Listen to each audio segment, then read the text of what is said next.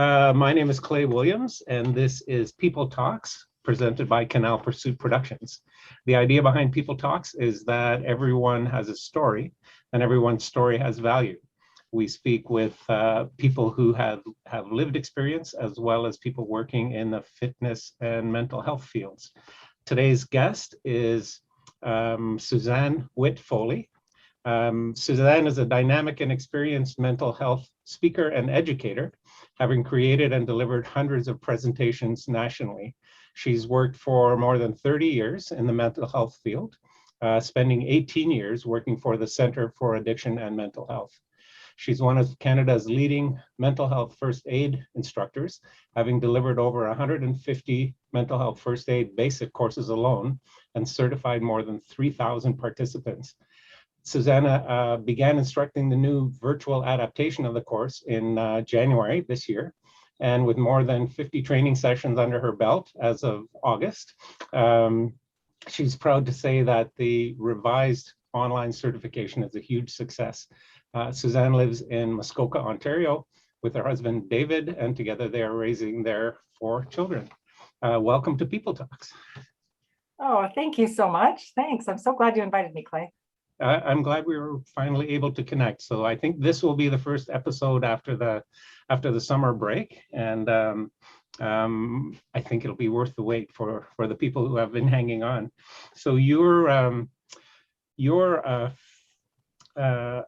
mental health first aid instructor, but I think there's probably a little more to your history than that. Mental health first aid isn't that old of a field. What kind of led you to where you are right now? Yeah, well, it's an interesting question that you ask. So as you mentioned in my introduction, I have worked in the mental health field pretty well my entire career, so a 30 plus year career. And people often ask me, how or why did you get into the field? I studied at the University of Waterloo, and I took the health studies science degree. And I've always had an interest in all things human health. And when I graduated, it seemed that I just fell into, or maybe that's where my interest was, into working in a variety of roles in a variety of places that were within the mental health field. But, I say that I think I just fell into it. But you and I were talking earlier about, personal histories. At the same time, my own father really struggled with addictions.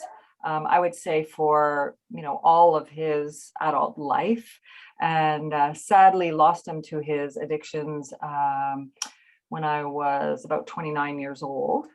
And my mom has lived with serious anxiety disorder for as long as I have known her. And I can still remember, I often will share some of, my memories and my stories with my mom's permission, of course. I can remember a time when I was 12 years old and my mom could barely leave the house.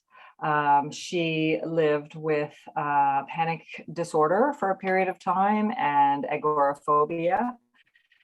And so, we probably visited that emergency room 50 plus times through my lifetime when she would experience a panic attack and be uncertain, am I having a heart attack? Am I okay? All of that.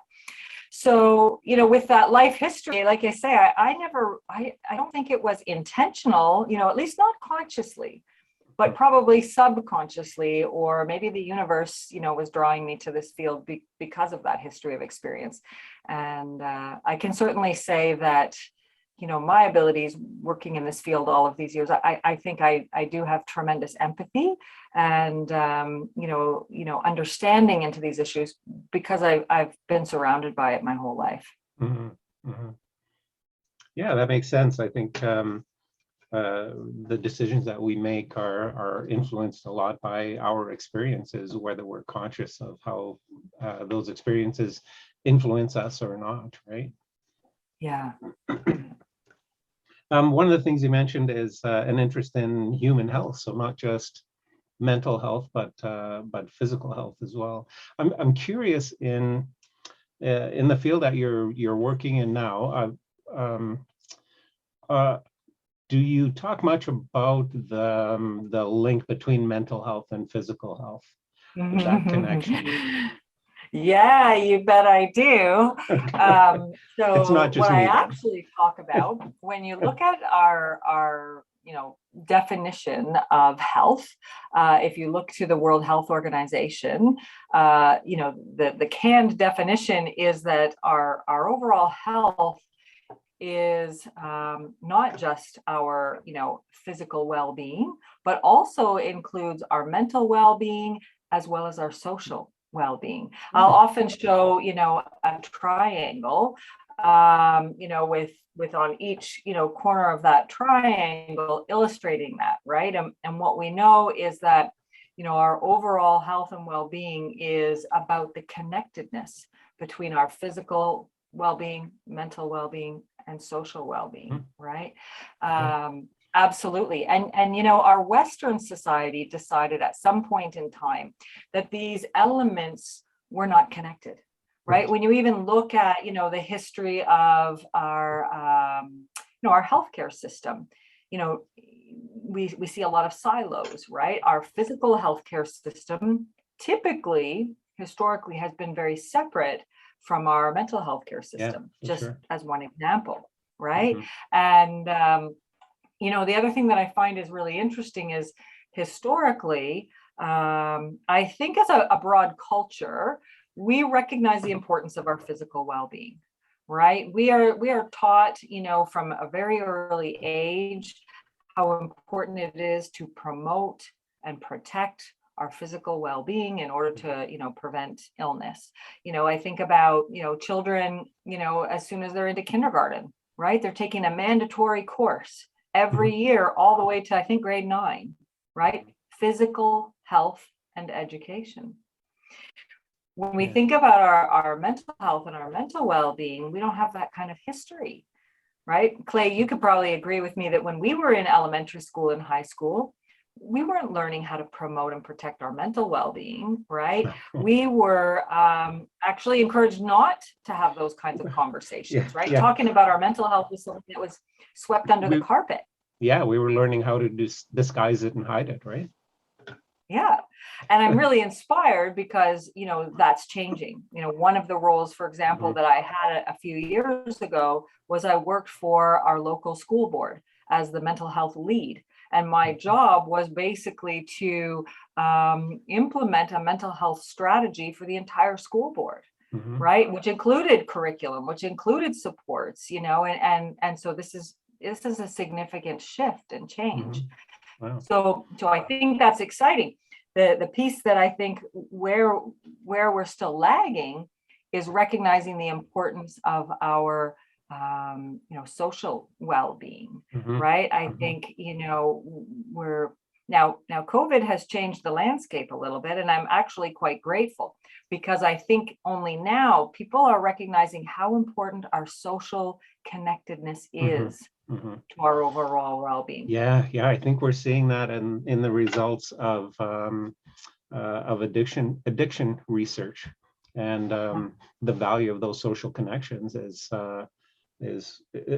much more valuable than we had thought of. I was just thinking of silos, the way that we've as a society tried to break down things into simplest elements, right? And treat those elements as individual items. It's kind of like our nutrition system, right? When you buy a supplement, you buy something that's an extract. They take one component out of an orange and put it in a pill, as opposed to a recommendation to eat the orange, right? Exactly. Yeah, that's an interesting thing. I hadn't thought about that before. The way that mindset, and it kind of makes sense. I'm a real left brain, logical decision-making sort of guy, and that separation, like not divide and conquer, but separate something out so you can focus on a single thing. But I think maybe we've lost the vision of all the connective tissue, right? Yeah. Well, it's fascinating because we've seen over the last 20, 30, 40 years. We've seen probably a significant decline as a broad population in our physical health and well-being. We've seen probably a significant decline in our, mental well-being, right? Mental illness we've seen over the last 20, 30 years has been on the rise. And, if we look at our social, interconnectedness, there's been a significant change, with regards to that too, right? You think about, when you were a kid, what did you do after school, right? Even if you just look at, how our, the environment for our children, for most of us, we were outside playing. We were told, go out and play with your friends and don't come home till the streetlights come on. Yep. Yeah. Right. Well, now if you hear and see what are young people doing after school, a lot of times they're at home, they're alone. When I was young, there was someone there to kick me out, right? My mom was there to say, get outside and play, right? Because moms, at that time typically were home. And now, they're sitting alone in their rooms, on various devices. And just trying to think of the author's name. And it escapes me right now, but it'll come back to me. But there's a lot been written about how we live in the most socially disconnected, kind of human existence, ever, right? We're more socially disconnected now than we've ever been. Yeah, Robert Putnam, so. That's the book. Oh, okay. Yeah, Robert Putnam wrote a book called Bowling Alone. And he basically takes, he's from Harvard University, and he basically looks at, all of the research that shows, that we are the most socially disconnected, even from simple things, having less dinner parties, and then even before COVID, right? Having less dinner parties. I think he jokes about the fact that the garage door opener was a terrible invention, right? Because now we don't get out of our cars and talk to our neighbors and get to know them, right? We go just right on into our garage and into our house without ever connecting with the people, in our community. Yeah, it's funny. I had to move out of the city and into a little town to get to know people. I know most of my neighbors now because they knew each other before I got here. So it's interesting. There's a physical healthcare system that's Health Canada. There's a mental health care system that's really fragmented and starting to coalesce a little bit. And our social healthcare system that was functioning great for a few hundred years. Part of that for adults, I think, was probably the church and the thing that the social aspect that evolved around people gathering together, right, around some common goals. But that social thing definitely needs work, for sure. Yeah. Well, the other thing I often will talk about, and just to build a little bit bigger before we move, maybe shift away from that conversation, but humans lived, the bulk of our existence as hunters and gatherers, right? We lived for 200,000 years, with that particular lifestyle. And, we didn't live willy-nilly out in the woods all alone. Right? Why not? Well, because humans are pathetically equipped for survival, right? We're fairly arrogant. We think we're on the top of the evolutionary ladder. Meanwhile, we don't have, sharp claws or sharp fangs to protect ourselves. We can't run swiftly like a deer or a gazelle. We're pretty slow. We don't even have fur to keep us warm, right? No prickly quills, not a hard shell, nothing really to protect ourselves. And so the only reason that you and I sit here today and all the rest of us is because we were smart enough to recognize that we have to stick together if we're going to survive, right? That slogan, there's safety in numbers. Right. And to be honest, we lived so long as hunters and gatherers. The fact of the matter is, each and every one of us are streamlined, hardwired, highly effective hunters and gatherers. No, we don't typically live that way today, most of us. That's how we're wired. And so deep at our core of development is this knowledge. When I'm connected, right? When I'm included, when I have a sense of belonging, when I know that I'm cared for and loved, that puts me into a place of balance. Mhm. And the flip Mhm. side is also true. If I feel alone, if I feel lonely, if I feel isolated, if I feel stigmatized, racialized, discriminated against, all ways that our current culture says, yeah, no, no, no, no, no, you don't belong. Mhm. What that does is tells our primitive brain, I am out in the forest all alone. And that's what puts us into a stressed state, right? Right. Puts us into that fight or flight response, which, is otherwise known as our stress Mhm. response, Right. right? And so, yeah, that our social connectedness is probably one of the most powerful regulators of our mental and emotional well-being. Mhm. Mhm. Fascinating, eh? Yeah, yeah, for sure. And it's the one that's dealt with in a most casual way. Right? Um, but so that's we could spend a long time talking about that for sure. But let's move on to mental health first aid. So I was introduced to you by a friend who saw the mental health first aid and thought of people talks. And I have to admit that I first heard about mental health first aid probably in January of this year. Um, and I thought, what a what a clever idea. um, because I think so many people are almost entirely unprepared to to to respond to a situation where mental health first aid would normally be used or appropriate, right? So, Yeah.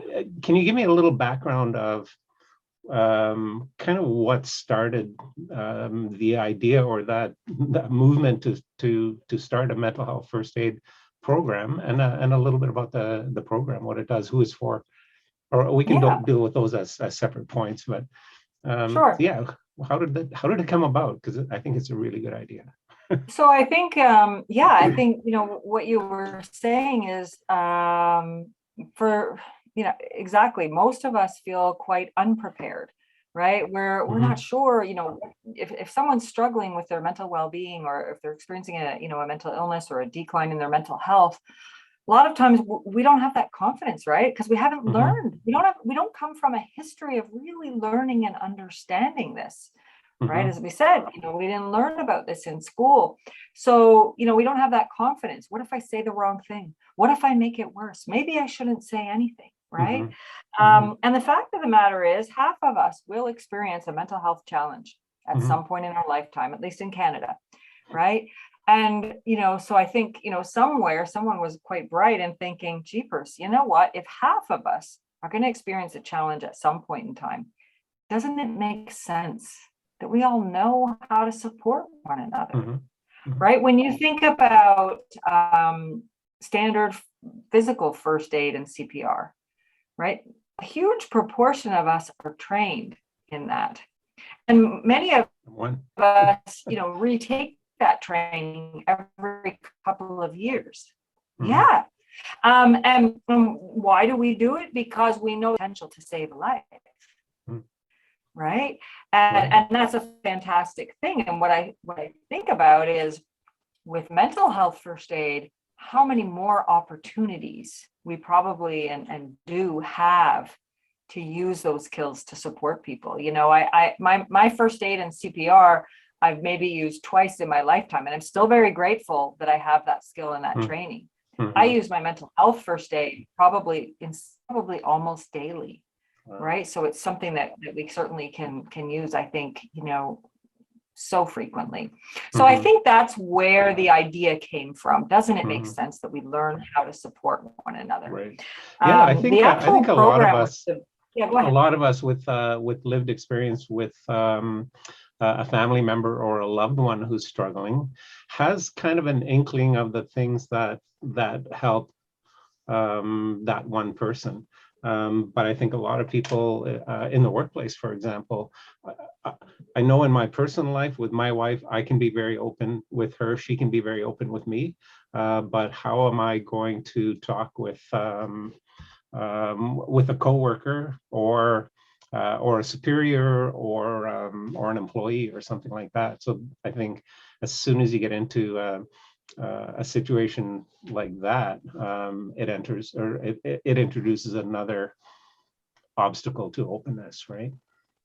Yeah, I agree with you. And I also though think about, for example, and I've worked in this field for a long, long time. And yet I can think about when, my own mom has struggled and, worried for, probably the 100th time that she's experiencing a heart attack. I can think historically where, as family members, sometimes we might get a little bit frustrated.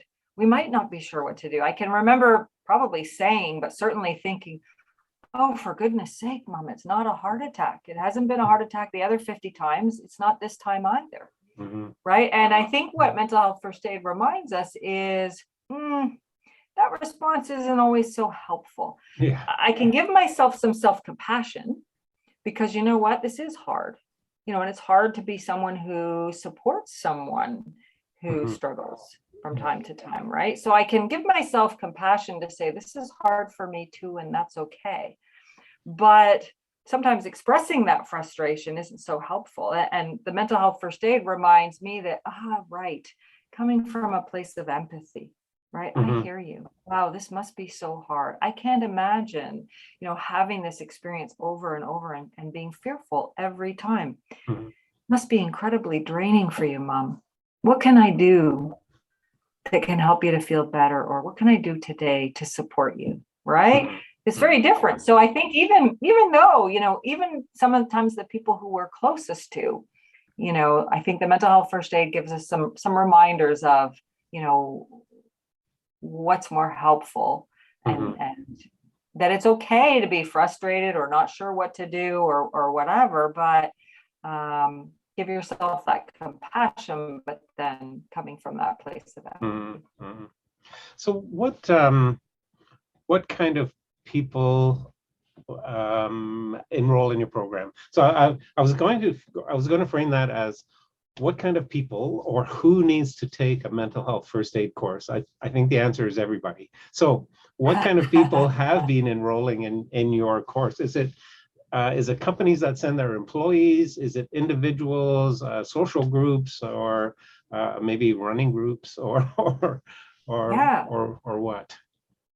So, just to reinforce what you said, it's absolutely for everyone. You don't need, and there's no prerequisite. You don't need any prior knowledge or understanding or training to take the course, just the same as, first aid and CPR. It's interesting. So I've been teaching the course now for, I'm going to say it's getting close to 8 years. And I have seen a change over time. I would say, in my early years, I saw an awful lot of healthcare providers, people who work within, social services, human services, educators, human resource professionals, that sort of, emergency responders like paramedics and firefighters and police. Right. And what I've seen since then, though, is it's just continued to broaden out. I definitely see workplaces now really jumping in, which is really exciting. The majority of the work that I do are group or staff training, and it's been fascinating. Just about all fields. But one field that I see a lot is building trades, for example. Oh, wow. And what we know is the large trade unions, the large building and construction unions. We actually know that people who work in the trades are much more likely to die by suicide than the rate, across the broad population. Wow. For example, we're seeing higher rates of addictions and mental health challenges. So and especially lately. So I think that field, that industry is starting to recognize that they need to get some supports in place. Again, training employees to support one another better. But yeah, I'm just trying to think. some of the others, the districts, the townships. The district of Muskoka has done a phenomenal amount of training with me because that's where I live. But Indigenous communities are doing, more and more training as well. Just trying to think off the top of my head who else it's broadening out to, but I can really say, I can't think of any group that hasn't come forward. Right. To consider the this. sports organizations like hockey leagues or yes. Yeah, I think about there was a group of coaches who were coaching youth in lacrosse, I think it was, that I did a group training for as well. Yeah, for sure. Yeah, I've talked to a couple of coaches and a personal trainer, and I think most certainly the larger professional organizations are very much aware of the mind-body connection, or the attitude-physical connection. And I'm working on a project actually with a former NHLer who has started a mental health podcast for it's hockey related. Hockey players. There's so many young hockey players who have taken their own lives. So working on a project with him where he's going to inline skate across Canada next summer. So I'm the map maker for him. So that's going to be a fun one. So I had to mention. Oh my gosh, that's such an exciting initiative that you have going on. Wow. Yeah, it's going to be a fun one for sure. Can you kind of give me an outline of what mental health first aid is? Absolutely. So let me take one step back, and I'll just give you a bit of the history. So it was developed, I think I mentioned, in Australia in and around 2006 was the year. Okay. And they developed this training and they rolled it out quite broadly, and they did, a very intensive evaluation of the course, and they found that it really was having some significant impacts. So they felt satisfied with it, and they developed it into a national initiative.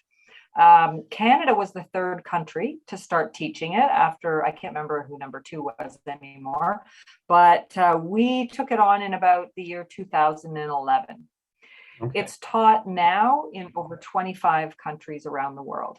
And for me, that's really exciting. For me, having a lifetime career in this field, I have never seen a singular training initiative go global, right? Mm-hmm. Wow. And that's what we're seeing with this.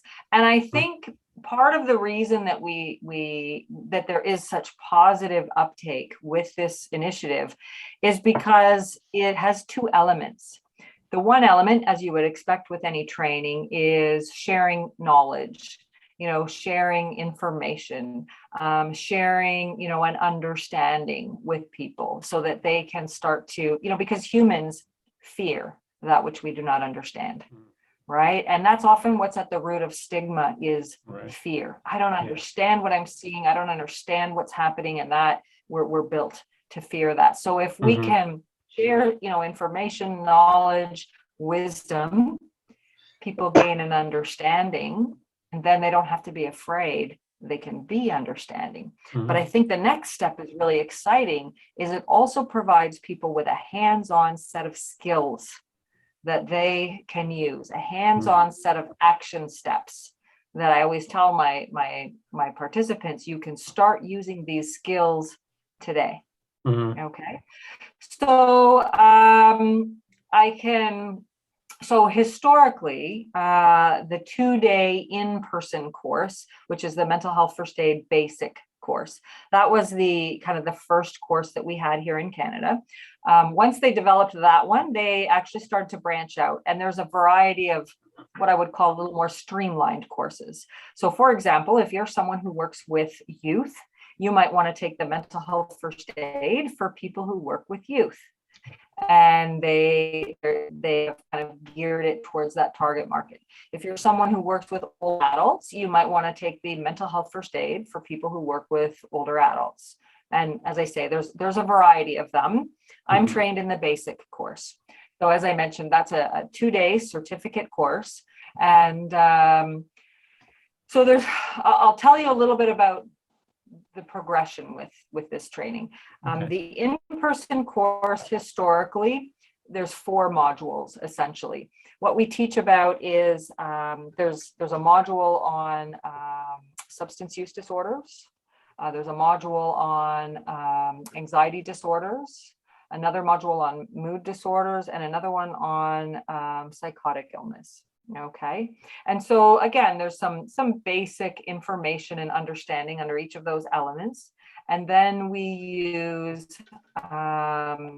scenarios to practice, using skills, to how might I support someone who has this experience.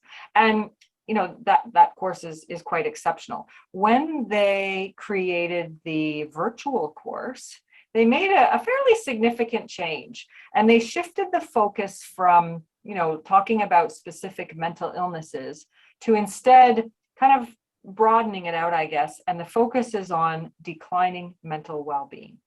That, it may be depression or anxiety or psychosis, but we're focusing on declining mental well-being because, in fact, no matter what's happening for that individual, whether they're experiencing, acute mental illness, whether they're experiencing grief and loss, whether they're just, been having a very stressed experience because of COVID and their mental well-being is declining, it's the same set of skills that we can use to help support that individual. Okay.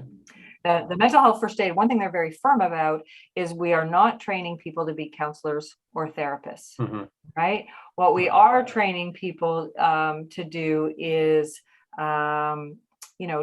just like, when you take regular first aid and CPR, you're not trained to be an emergency room nurse or a paramedic, right? What you are learning is a set of skills how to support someone, until they can get that professional support that they might need. Right. Yeah. Yes. So that's just a little bit of a stop the bleeding and stabilize the injury or something like that, right?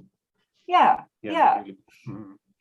And then, so that gives you just a little bit of the landscape, the skills that I was talking about. Again, I'll compare with regular first aid and CPR. When you took that training, you probably learned about the ABCs, right? Which stands for airway, breathing, circulation, right? You learned a set of steps to look for and work through. It's not rocket science. Anyone can learn those skills. And yet, if we take the time and we learn those skills, we have the potential to save a life. Right. It's the same thing with mental health first aid. It's not rocket science. Anyone can learn and use the skills. In fact, you and everyone else already does use many of those skills. The acronym, instead of the ABCs, what we use, it's called ALGES. Okay. And I'll talk you through what those 6 steps are, just so that you know. Okay. Right. So the A in ALGES is to approach, assess, and assist that individual. What I talk about in my training is, even the approach is important. Sometimes you're having a conversation with somebody and you recognize, oh, it's an ALGES moment, and you start, to use your skills. But there are a lot of times where you might recognize a colleague or a friend doesn't seem to quite be themselves lately. So you start considering, I want to have a conversation with them.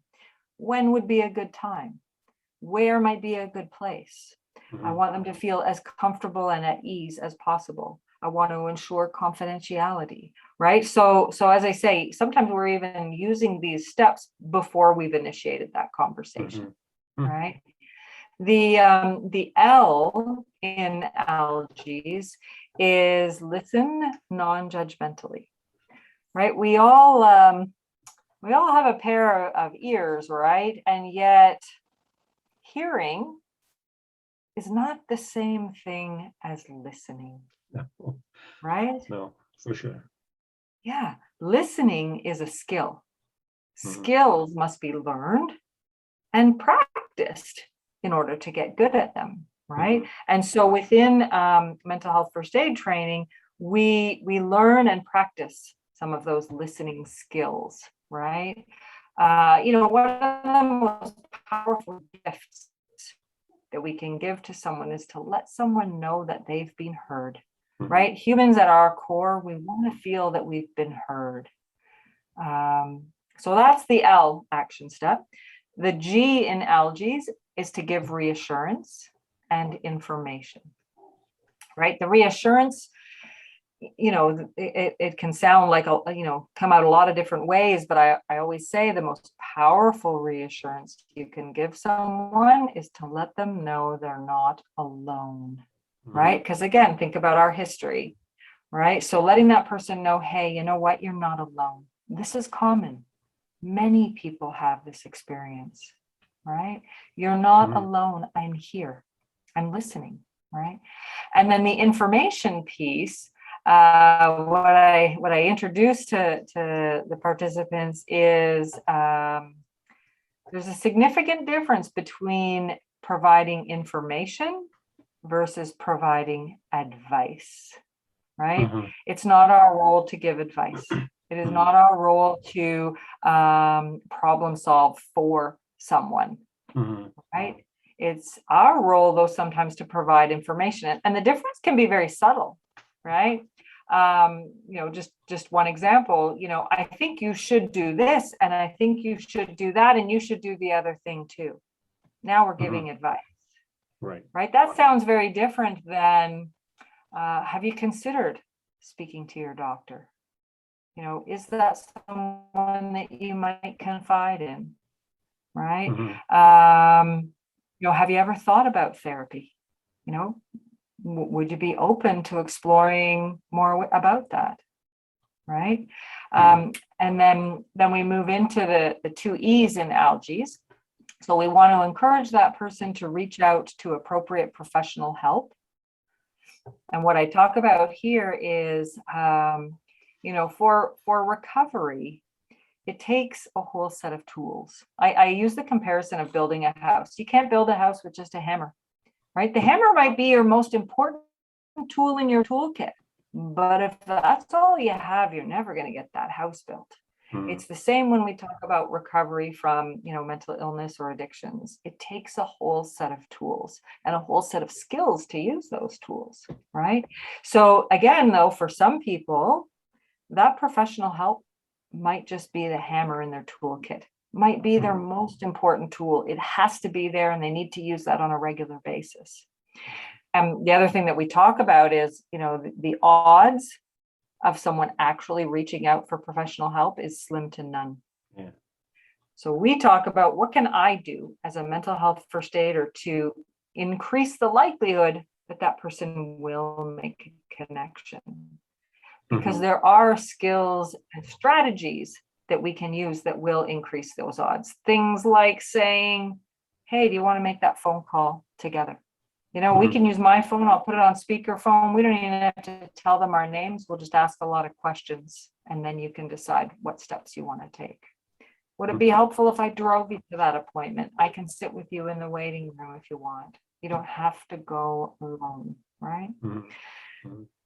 The other E in algaes is encourage other supports. So again, it's recognizing that you can't just have the hammer in your toolkit, right? It takes a whole set of tools. And these other supports, interestingly, have, again, to do a lot with our connectedness, right? It's about encouraging connection with family, with friends, and having a sense of inclusion in our community, right? Belonging to a faith group, participating on a sports team, volunteering at the local hospital. So those are important, other tools or other supports.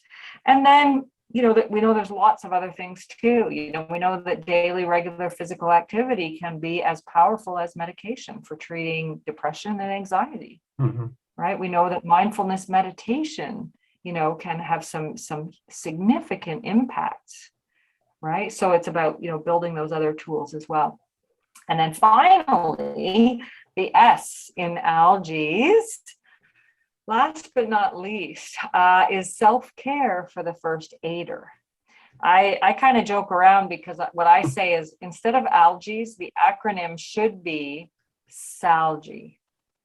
Because just like in real life, right? Self-care is often last on the list, right? And we crawl into bed at the end of the day and we have had so many demands placed on us and there are so many people that we're trying to support that our self-care falls off the radar, right? But we can't support others, emotional well-being if our own emotional resources are drained, right? So we have to take care of ourselves first in order to be able to support others.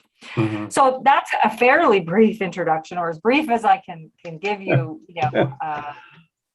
but still giving you a little bit of the meat. And so that's a big focus. Algae is a big focus. We learn about it. We practice those skills using scenarios as we build understanding about our mental health and mental illness. Yeah, that's awesome. I think a lot of people don't understand mental health support is just kind of a gray area, right? Don't have a clue that there are some tools that that you can actually use, and that really appeals to my left brain. When someone expresses that there's a problem, my left brain starts solving that right away, and that's or working on a solution. And if I don't have any tools, if I can, if I know what to do, I'm not going to just try to jump in and make those, give that advice, right? And self-care.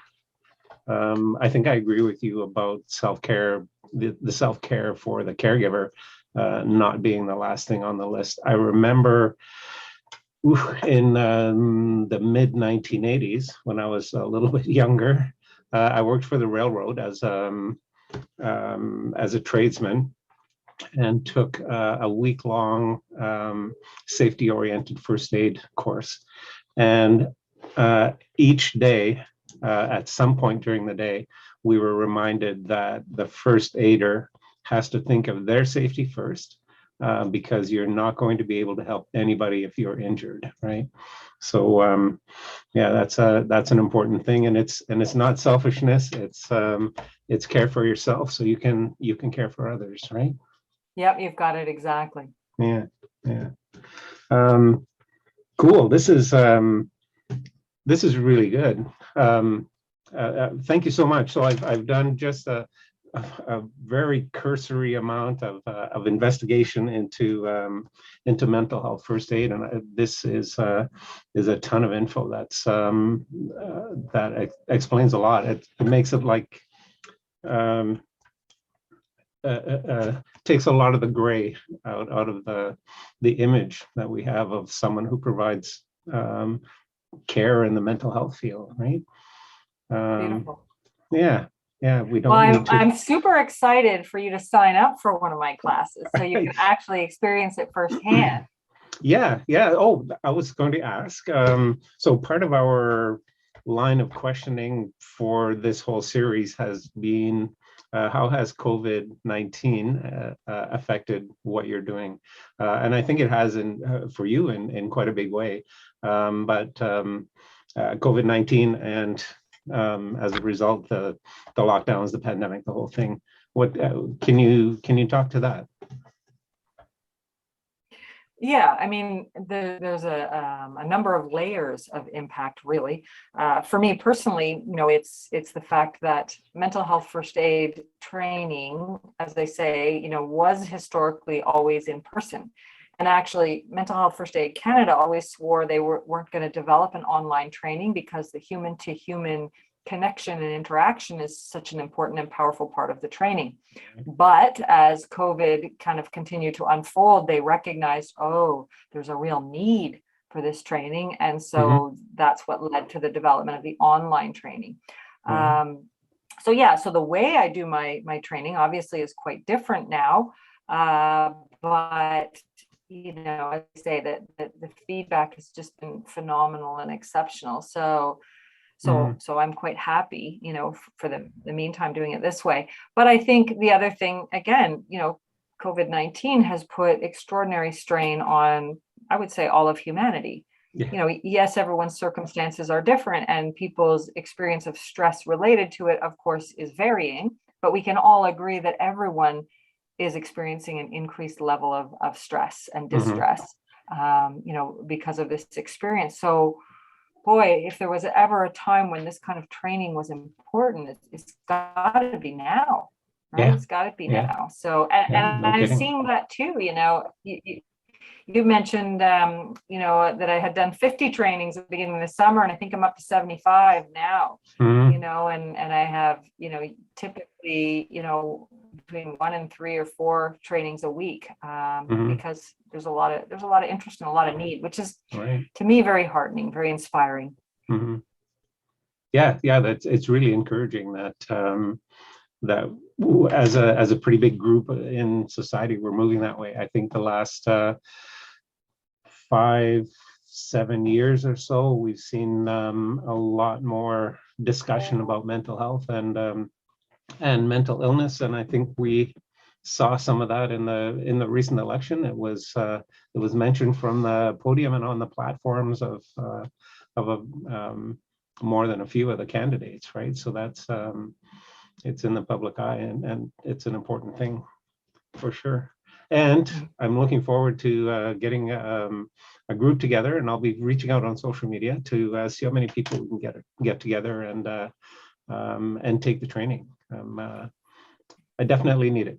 I took the Mood Disorder Society of Canada sponsors or supports a program called Peer Trauma Support. That's 2 retired police officers who provide that training to police forces. So I went through that program this past March, I think it was, and one of the things you mentioned was